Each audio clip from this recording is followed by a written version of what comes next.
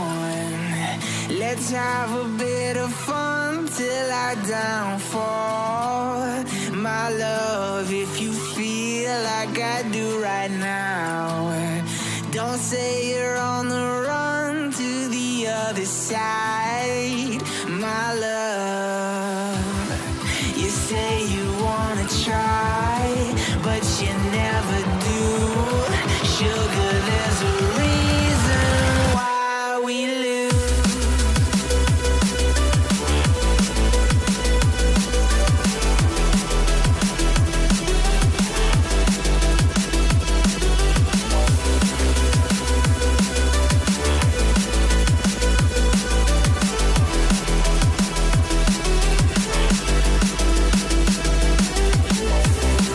You say you wanna try, but you never do. Sugar, there's a reason why we lose. You say you wanna cry, but you never do. Sugar, there's a reason why we lose.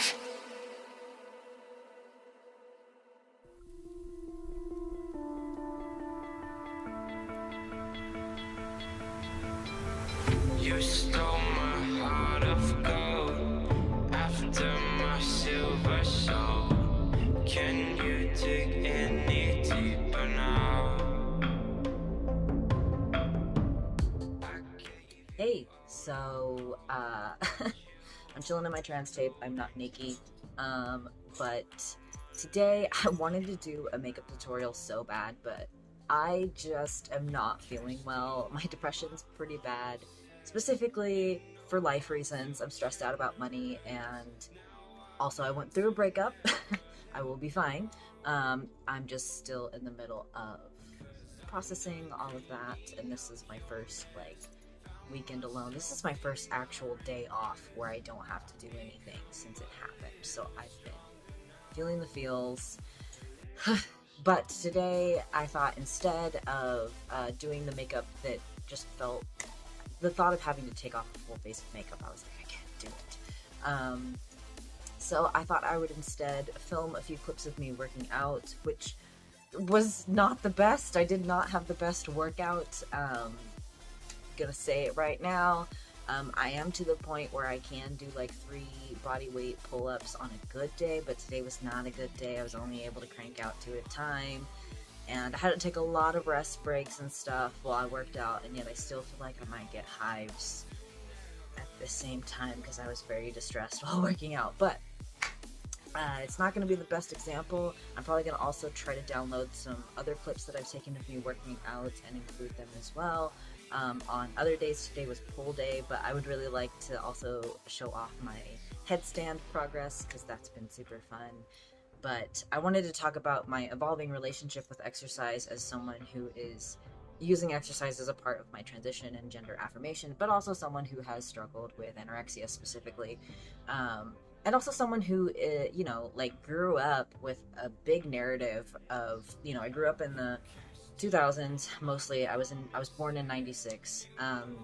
So the big narrative about exercise was like, yeah, it makes you healthy, but more importantly, it makes you skinny and athletic looking, and just a big, it was all about the way you looked, and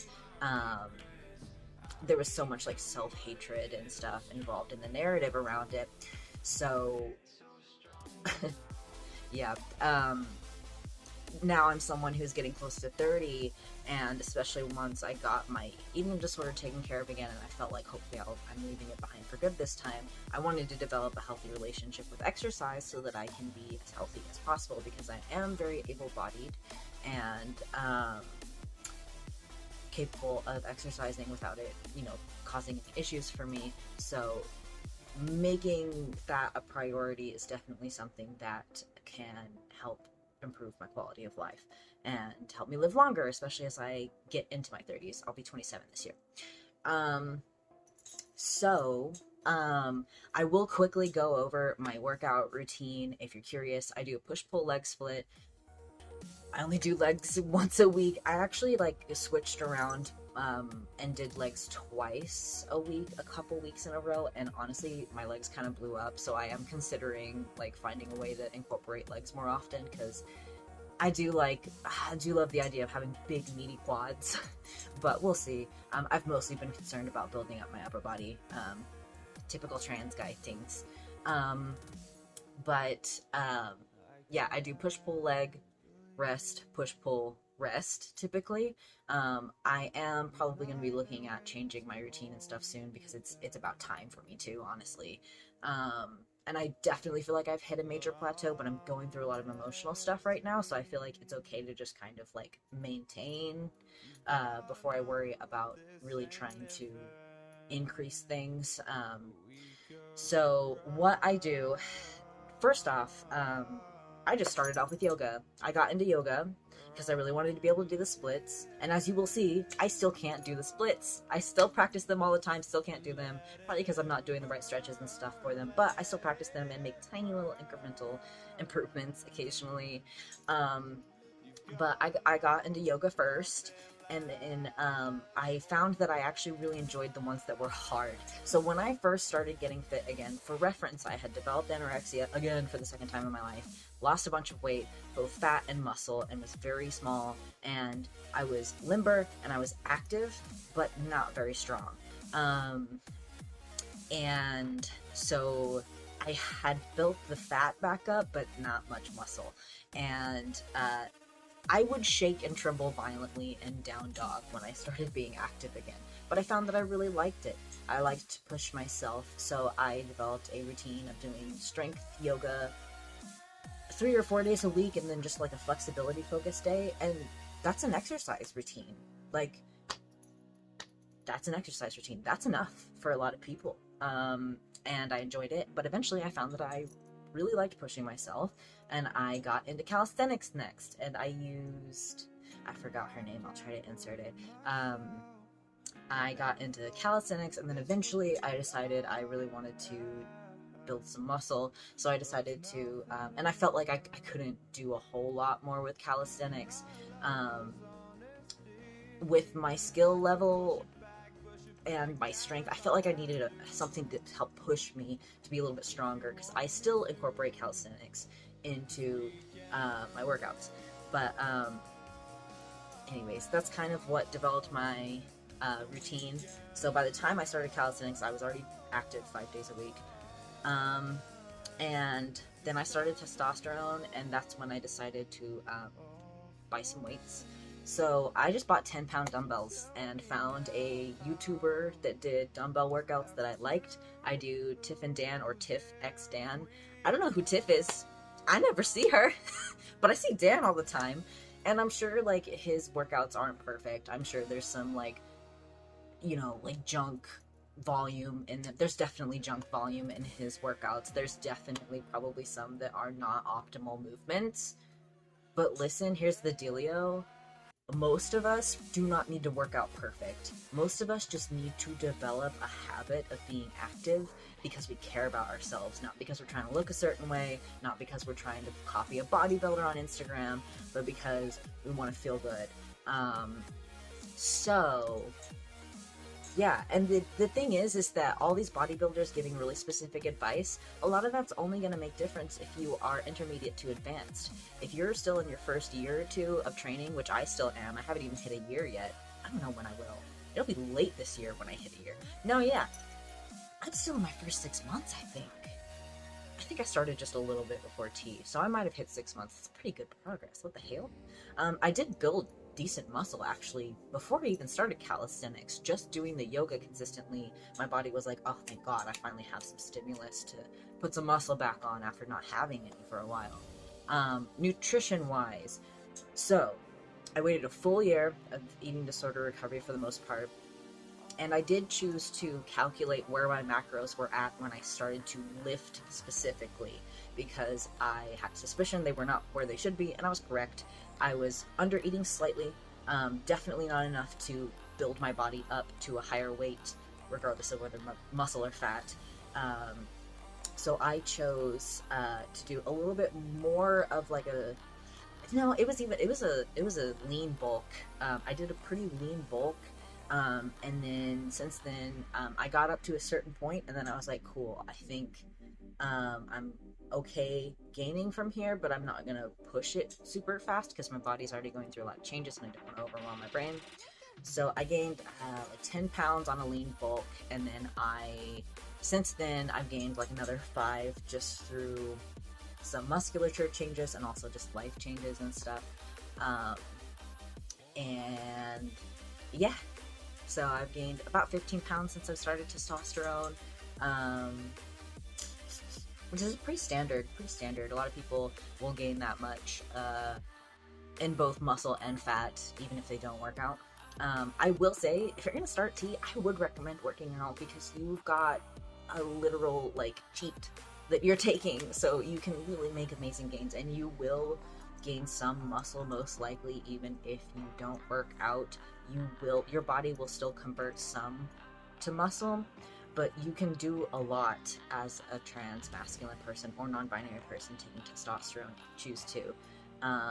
Like, I really was just an absolute weed when I started, and it's very hard because all my algorithms know that I've been researching a lot about nutrition and exercise, so I'm constantly being shown these really buff people who are way out of my league, and it's so easy, especially as a trans masc person who hasn't even hit 6 months of T yet, who still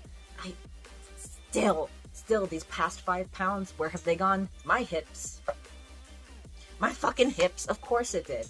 And I don't know if that'll ever not be the case, you know? Some trans guys will have their waist thicken up and their hips shrink just a little bit so that it's more boxy.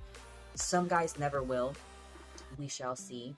But I did calculate my macros, and I tracked for a little bit, and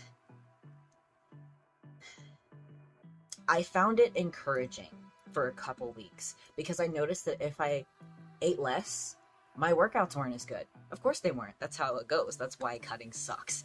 I will say, as someone who's struggled with anorexia before, I am not interested in purposeful cutting. I'm not interested in bulking forever. I already stopped bulking.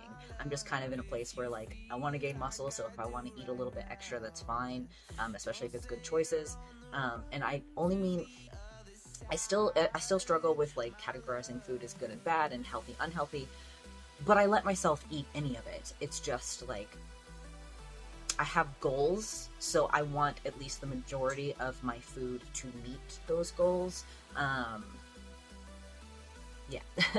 So I found it encouraging, and then I did find that it started to feel a little eating disordery after a while and kind of limiting, so I dropped it. I made sure that I increased my calories up to where they needed to be, and I started to understand how many calories were in the different kinds of meals and snacks that I typically eat, what the protein is, much more important, and also the carbs, very important. I'm not, like, I don't limit myself on anything. The main thing is just, like, make sure there's enough protein. Do not replace the protein with carbs necessarily, because I'm very much someone who can just run along forever on just carbs, and I will have the energy, but I will not have the body shape that I like. I'll just slim out and lean out and be really small, which is not my goal anymore. But yeah. So the main goal is to just really focus on protein. Lately, I'm not focusing as hard on making huge gains because I am going through those emotional changes, and because I feel like I am overdue for a training update. I'm more so actually focusing on other aspects of my relationship with food. I really want to get more comfortable cooking, and I've also been trying to buy more fresh food, not because processed food is, like, against the rules for me. I still eat a lot of processed food. It's more so just I genuinely enjoy fresh food, especially in the warmer months and stuff like that. But because I have such a bad relationship with food and there's a lot of hatred towards it, it's hard for me to spend money on it, spend good money on fresh food. That's been something I've struggled with, where, like, it's hard to justify spending, like, I just did a full day, so I'm like, no. But it's hard to justify spending money on good food sometimes in my brain. But every time I do it, I'm like, this is really good. So I will probably also eventually be learning how to cook things that I've literally never cooked in my life, including things like certain proteins and stuff like that. So yeah, I'm just, it's, and here's the thing. This is also why I wanted to make this video, because it kind of really annoyed me, and I shouldn't let it, but there was a comment left on a recent video where someone was like, talking about my transition. They were like, I'm worried you're going to ruin your health, your physical health, for your mental health. I don't know what you have heard about testosterone, but cis people go on hormone replacement therapy all the time, different hormone therapies for different reasons, which is one of the reasons why the legislation sucks. The anti-trans legislation, they are not going to stop people who, they probably aren't even going to stop like dudes in their 40s who are tired all the time from taking testosterone if they get it from their doctor. Like, people, hormone care is human care. It's not just a trans issue. And as long as you're getting your levels tested, it is very safe. Your risks change. Like, if you're someone who has a more estrogen run body, whether it's synthetic or not, like, you have your own kinds of risks. And like me, as I get older, especially because my family has a history of high blood pressure, your blood is thicker when you are in a testosterone dominant body, and therefore you have a higher risk of like high blood pressure and stuff like that. I'll have to take good care of myself, because as a man, that's more of an issue, because of the way your blood is. And that would be the same if I had actually been born a cis male. Anyways, it really annoyed me that that person said that, because, trigger warning, I'm going to talk very honestly about my eating disorder and my self-harm. 2 years ago, especially, before I had any hope that I was going to access testosterone anytime soon, I was walking around with gaping wounds that needed medical attention, that I was like, no. I was walking around with gaping wounds, not eating the right food to function, let alone heal it. I was miserable to eat with, because I could eat like 2 things. I was only okay in my body if it was as small as it could possibly be, without me being completely non-functional, because I would have hated myself if I lost my job and couldn't support myself. That was the only thing that kept me from being even worse than I was, and even then, I was just constantly on the verge of getting to a really bad place. I took horrible care of my body. I was suicidal binge drinking, not all the time, but pretty often. Like, I set no personal boundaries at work. My face was so broken out too, because I was so fucking stressed. It was also the COVID masks, but I was getting so little sleep. I was constantly staying late. I was never taking my breaks at work. I did not care about myself. I was very physically unhealthy before starting testosterone, because here's the thing. It's real fucking hard to take care of yourself if you don't give a shit about yourself. It's real hard to take care of a body that you resent, which is why people are trying to like talk about how fat phobia doesn't work, because self-hatred does not encourage you to make yourself nice food and build yourself a nice little exercise routine. No, it makes you want to sit around and blunt the stress with food or anything, drugs, alcohol, something, crying, just sit around and cry. So it kind of pissed me off, because I was like, literally the opposite is happening. First off, you clearly have some sort of like incorrect assumption about what testosterone does to you, because I'm pretty sure it was a man who said it too, which would be so funny if it was, because like, what do you think your testosterone is doing to you? So anyways, yeah, just fucking annoying. There's definitely been times where I feel like I feel a little weird about how people kind of like hype me up for my dedication to my exercise, because I definitely think the dedication is a little bit disordered. I'm not 100% recovered. I do feel like I'm getting close to full recovery though, which I think is why I've been feeling weird lately. I think I'm just like so close, and there's parts of me trying to hold on to the last little remnants of my eating disorder, but like the jelly is out of the tube, as Lumpy Space Princess would say, and I feel like I'm on a momentum now where even if I hesitate to eat what my body needs, my body's like, nope, and I end up eating it anyways, and even if I feel weird about it. Still struggle with food guilt. Um, I recently had to adjust all my workout days to make time for a vacation, and I did. Um, and I only had a little bit of anxiety about it. I had some really great food challenges on that vacation. I had funnel cake for the first time since I was young, which is probably why I still look bloated.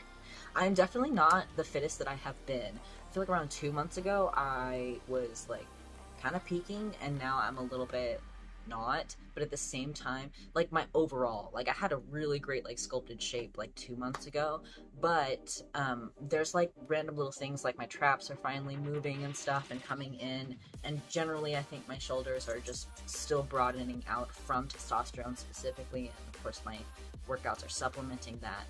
But anyways, that's the thing though, is it's okay that it can be hard when you're putting so much work in and not seeing exactly what you want to see, but the most sustainable exercise routine is one that's not about any aesthetic, or at least the core of it isn't the aesthetic. The aesthetic is a bonus, whereas the major goal should be your health. And I'm really excited that, you know, because I feel like I kind of have a couple steps ahead. I feel like most of the people I know my age do not have a good relationship with food and exercise, and mine is not perfect. Mine still has an eating disorder remnant, trying to kick up its ugly head sometimes.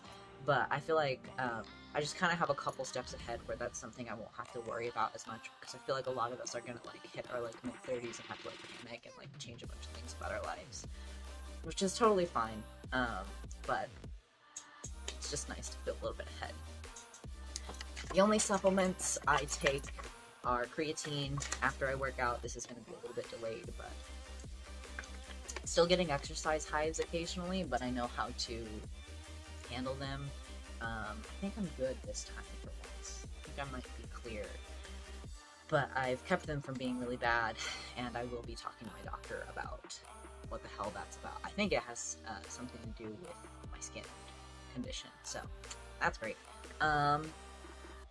But yeah, once again, this has been a slowly evolving thing that just started with me wanting to do yoga. And I think that's so important, that I don't think it could have been a healthy process for me in eating disorder recovery if I had just, because I tried to run last year and it just didn't work out. It turned disordered very fast. So start small, start going on walks, try out yoga. You'd be surprised. You will know when you're ready to challenge yourself. And I love you.